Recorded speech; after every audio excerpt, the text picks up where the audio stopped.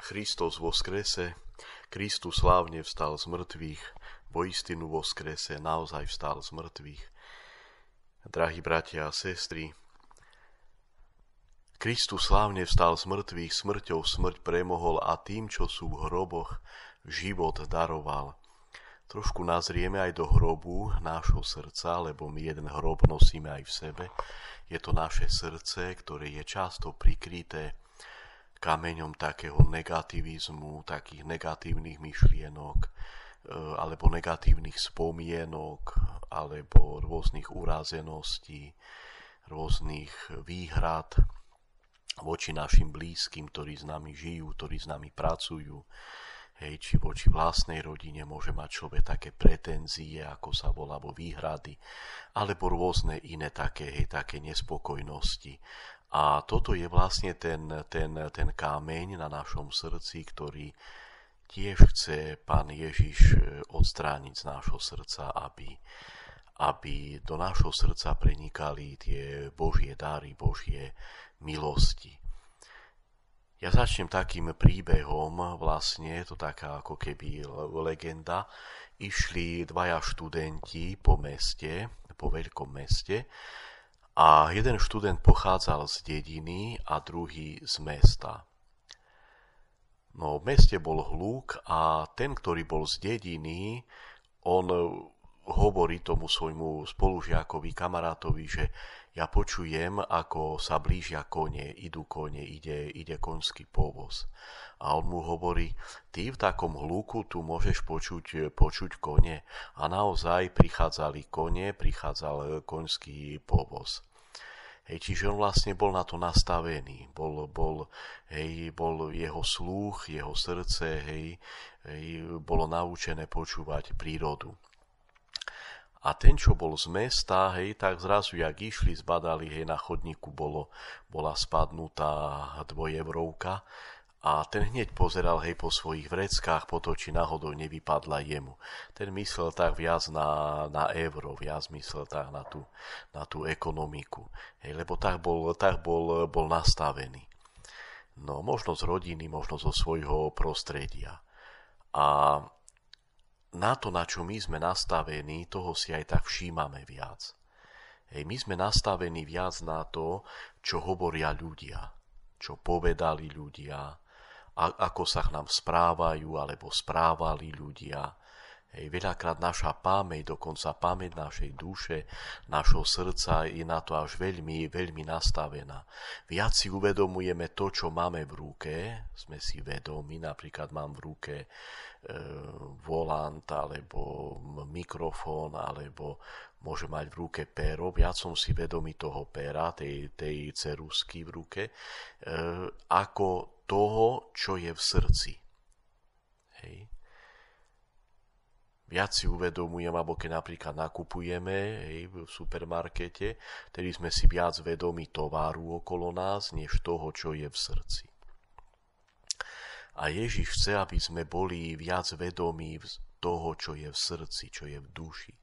Lebo to, čo je v srdci, je už s nami vo večnosti. Aké sú tam myšlienky. Ja si pomôžem podobenstvom o marnotratnom synovi u Lukáša v 15. hlave, 15. hlava, 11. začína to 11. veršom a končí až 32. veršom.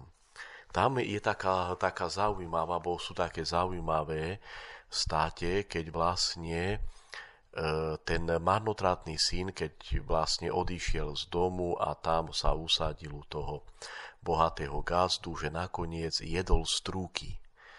Pri tých strúkoch si až uvedomil, že mu chýba otec, chýba mu otcov dom. A tie strúky, to sú vlastne tie myšlienky, zlé myšlienky, ktoré my pojedáme, ktoré jeme, ktoré žujeme. Oni nie sú chlebom pre našu dušu, nenasítia našu dušu, neuspokoja našu dušu. To sú myšlienky, ktoré nemajú v sebe pokoj. Vidíme vlastne, že ani ten chlapec, ten marnotratný syn, on sa nemohol nasýtiť pri tých strúkoch. Ale my tie struky žujeme, prežúvávame v našej mysli, kto čo povedal, kto jak urobil, kto nám tam ublížil, kto nás ohovoril a tak ďalej, kto sa ku nám ako správal. A ono toto veľakrát, tieto struky spôsobujú aj naše potom také psychologické problémy, dokonca aj môžu spôsobiť aj telesnú chorobu. Preto Ježiš nám pomáha, on chce nám pomôcť vlastne premáhať ten taký negatív v sebe, ten taký kámeň, lebo oni tie strúky, tie myšlienky, ktorými my tak priliepáme k tým negatívnym myšlienkam, oni veľakrát vytvárajú aj taký kámeň na našom srdci.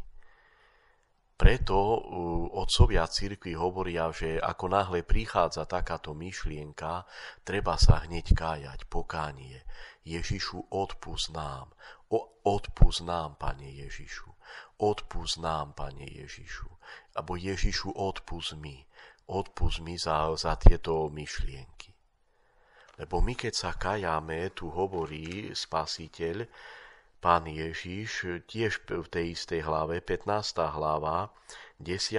verš, hovorím vám, tak aj pred Božími anielmi bude radosť nad jedným hriešníkom, ktorý robí pokánie. Hovorí, že anieli sa radujú, keď konáme pokánie. Nebo sa raduje, my tedy veselíme alebo radujeme, prinášame radosť nebu cez naše pokánie. Bože, odpusť nám. Nielen cez sviatosť pokánia, ale aj cez mimosviatostné pokánie. Ježišu, odpusť nám. Odpusť nám za myšlienky. Odpusť. Ježišu, odpusť nám. Kajam sa aj za tú osobu. Alebo začínam ďakovať za osobu, alebo sláviť Boha.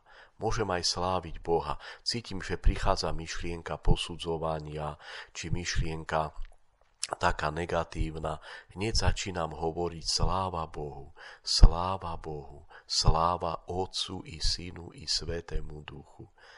Opakujem si dovtedy, kým necítim, že myšlienky, tie negatívne myšlienky odišli.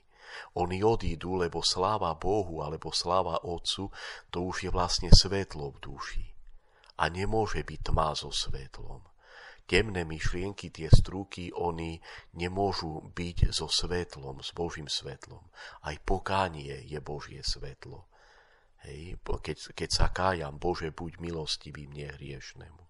Prichádza radosť aj do mojej duše, tá radosť, ktorá chráni aj psychiku, aj zdravie a zároveň prichádza radosť aj do neba, lebo sa radujú anjeli, hovorí Pán Ježiš. Kristus voskrese.